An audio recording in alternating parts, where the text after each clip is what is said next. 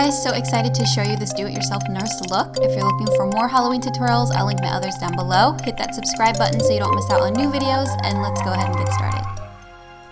Starting with the apron, guys, you want to use an old dress shirt, or I guess it could be new too. This is just one that happens to not fit my boyfriend anymore, and it's in a size large from Walmart. Button it up and cut from the bottom of the armpit all the way up to the collar. So I just cut the top first and then I cut the bottom, because when you cut them together it's just a lot harder to cut, so doing this goes by much faster. Make sure that it's even on both sides, flip it over, pop the collar up, and I'm going to show you guys right here. This is where you do not want to cut, right where I'm showing you, because you need the front part of the fabric to still be connected to the collar. But what you can do is cut the back here around the collar, so that way you're detaching the back side of the fabric. Stop right here at the seam, put the front side down, and cut from the bottom of the armpit to the bottom of the left armpit. So right to left, take that fabric away, and then you're gonna cut straight up the seam on both sides. Leave about like 3 inches. So again, just cutting straight up the seam, leaving about 3 inches on the other side as well. From here, the bottom of that 3 inches that I just showed you guys, so not where the armpit is, but the bottom part of that, you wanna cut straight across to the other side. And now we're gonna work on the straps. So cut up one side to the middle of that 3 inches, all the way across. And when you finally get to the other side, you wanna cut up again, like that. So now you have your straps. And the back is completely cut out. So all you have is the front, the straps, and the collar. And that is it for the apron. You could also use a t-shirt to do this as well. Moving on, I'm going to show you guys how to make the base of the hat first, starting with 2 pieces of regular printer paper and a cardboard cutout. Place the paper down horizontally and fold the top of it about 2 inches down. Then super glue your little cardboard piece directly in the middle of that and flip it back over.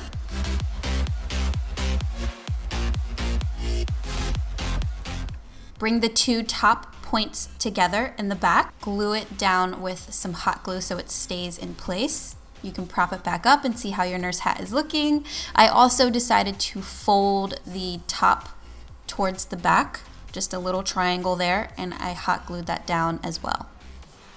Then you can start molding the front of the cardboard piece of the hat to make it appear more rounded, and you definitely want to use the cardboard there so that the hat holds its shape.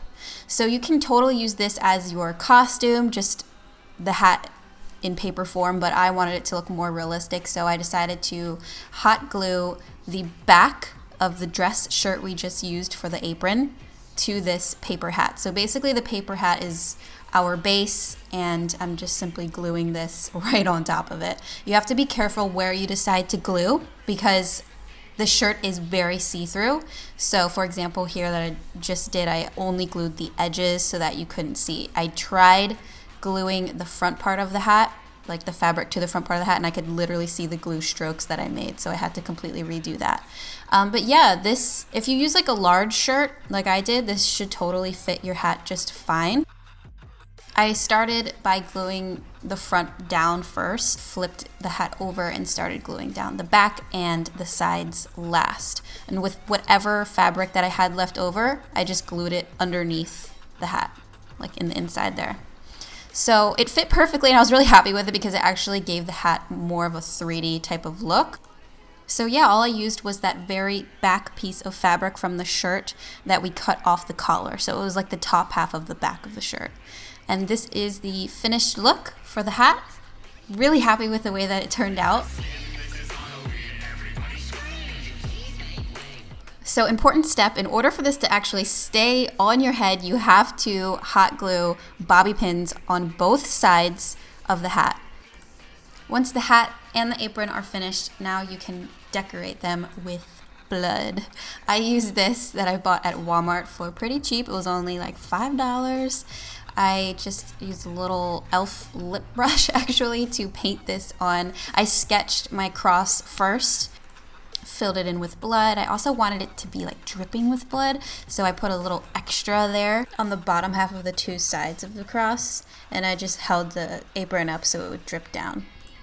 Same thing for the hat. I just traced out the cross shape and then filled it in with blood. You could also use acrylic paint too, if you wanted to, but I don't know, I just felt like it just looked cooler with blood. So then I used my brush that I painted the crosses with, dunked it in blood, and literally just like flicked it all over the apron.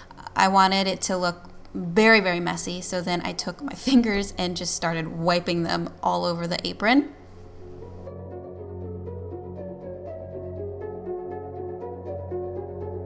Same thing for the hat. Dip your brush into the blood, flick it all over, and then use your fingers to blend some of the splotches out a bit. I bought white thigh-high socks from Spirit Halloween. To decorate these, I used a bit of a different technique. So I poured the blood first onto the table, and then I rubbed the socks into the blood. And I really liked the effect that it gave. It was kind of like a tie-dye look. 3 smaller oral syringes I filled with blood, the same blood that I used on the rest of the outfit, although it looks a lot darker in the syringes than it does on clothes. Unfortunately, it's like a completely different color. I wanted these to be inside the pocket, so in order for them to stay up, since the pocket was huge, I had to hot glue them down.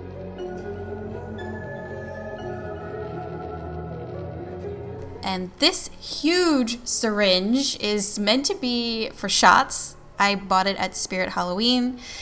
Obviously, it doesn't come with a needle because, you know, people would just hurt other people with it, so you can't be selling that at Spirit Halloween. So I had to make my own needle. I decided to use a wire hanger. I just cut the straightest part of it. Then with my Dremel, I sanded off all the white paint until it looked completely silver.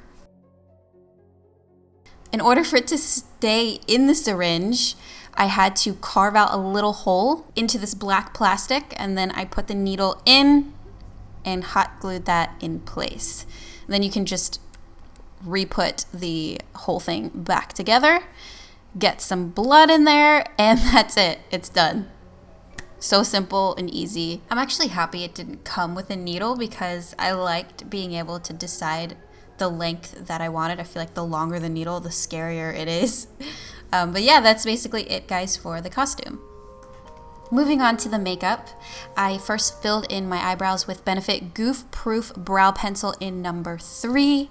I just filled my eyebrows in the way that I usually do. I didn't really make them super arched or anything, although you totally could, to really give this look a sexy vibe.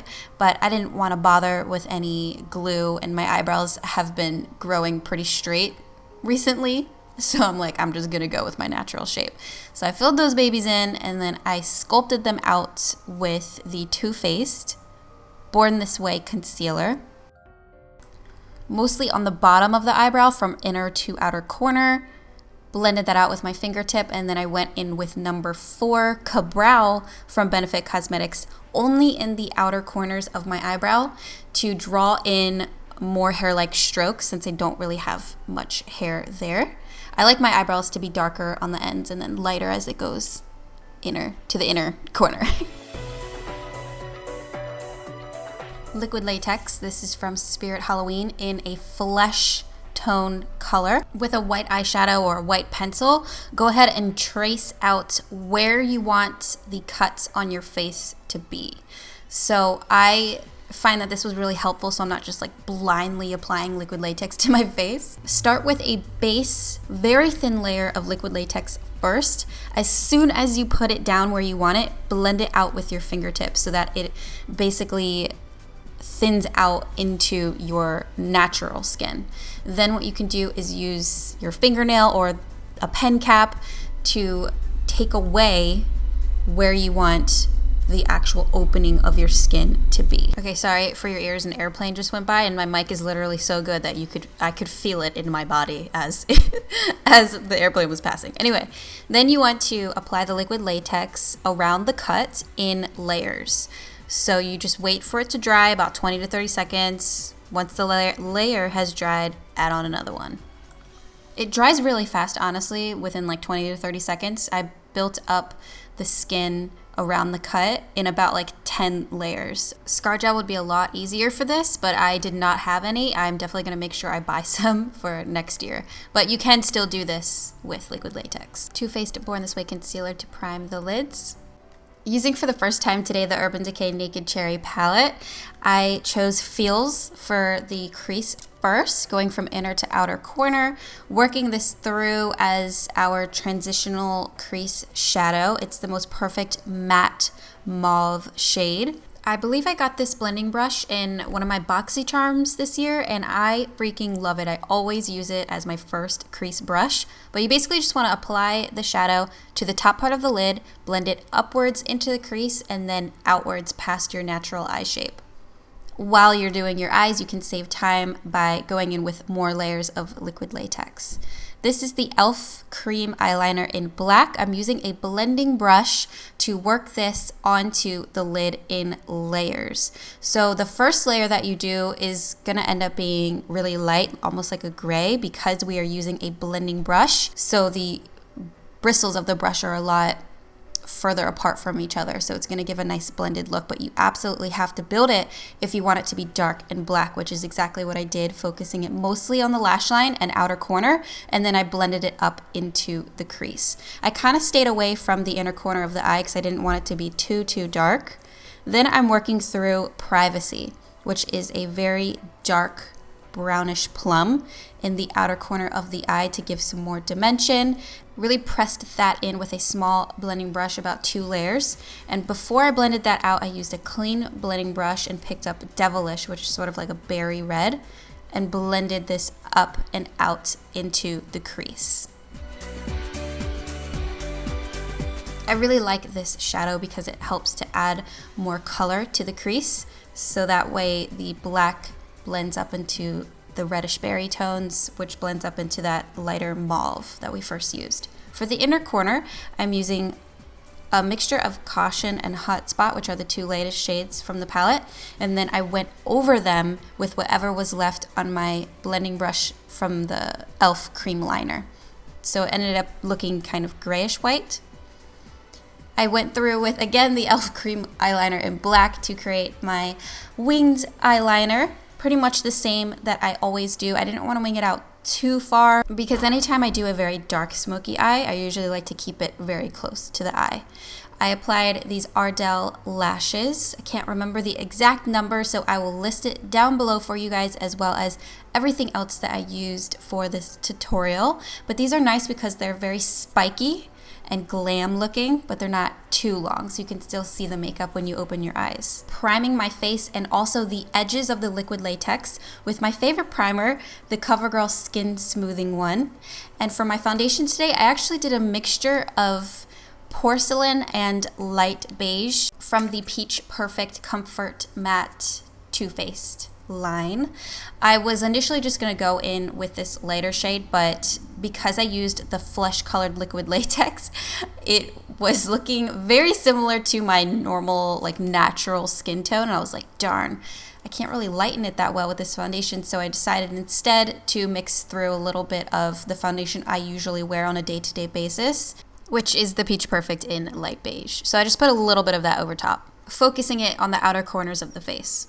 Powdered my entire face with the Mayron setting powder to help, again, just really brighten and whiten everything, make it look like I have no life in me anymore. Applied a little bit of the foundation to my arms and chest, and also set that with the Mayron setting powder too, so that my body matches my face. I sprayed the MAC Fix Plus on my face to help the foundation and the powders to really sink into the skin. It is something I never skip, even on my day-to-day, everyday makeup, because it helps to prevent the foundation from looking cakey, which is very likely to happen if you're using a full coverage matte foundation like the Peach Perfect one. All right, so moving on to the contour. I am chiseling out my nose, my cheekbones, my forehead, basically the outer corners of my face, and I'm using quite a lot of this contour powder. It's from the Kat Von D Shade and Light palette. Laying down the lightest shade first and then the darker shade to really help create more precise lines.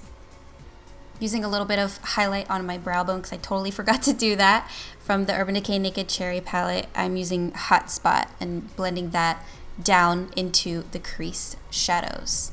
I also used the Naked Cherry palette for my blush. I just tapped my brush into a few of the shades that I had used in my crease and then applied that to the apples of the cheeks.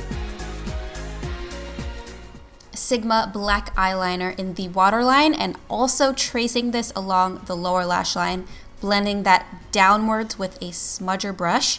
This eyeliner is very hard to work with. I believe it is waterproof because when I went to take off my makeup that night, I could not get it off. Like, it took a few nights of me taking off my eye makeup for it to actually come off. So this stuff is good and bad. You know, I'm really happy that it stayed all Halloween night because most eyeliners just completely disappear in my waterline. Like, I don't even know where they're going. Anyway, I used Devilish and Privacy in the outer corners of the lower lash line, blended those out, and finished with black mascara.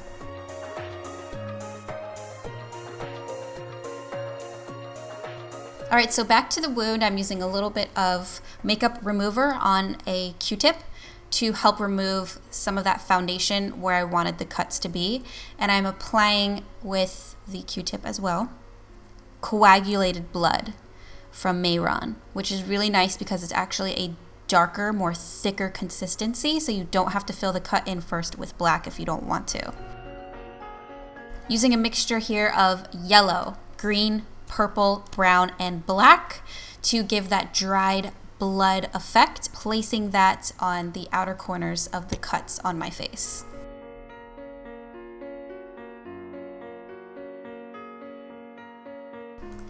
I just mixed all the colors onto a little tray in front of me, dabbed this little yellow sponge into it, and patted it on my face.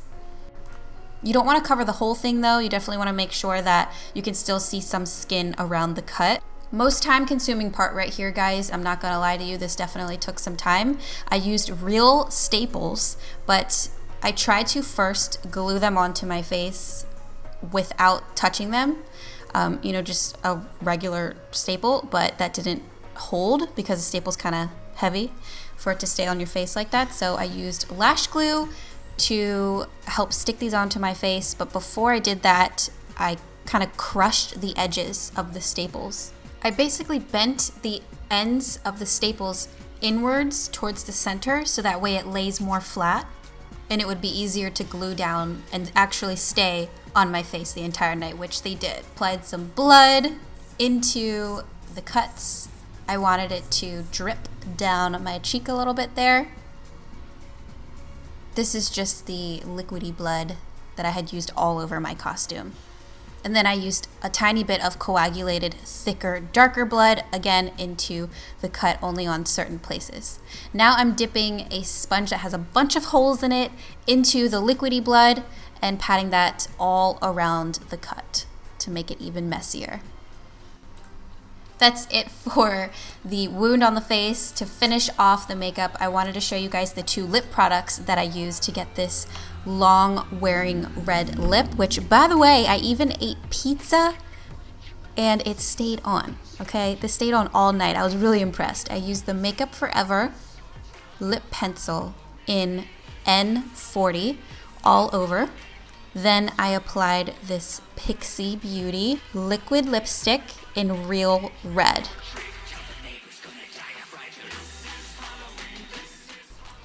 The hair was so simple, guys. I literally just sprayed a crap ton of dry shampoo all throughout the roots of my hair. I really just messed it up and rubbed the product in till my hair just became huge and curled my hair with a Hot Tools 1/2 inch curling wand. I turned this baby pretty high up, around like 420 degrees, so that way I didn't have to hold it on my hair too long.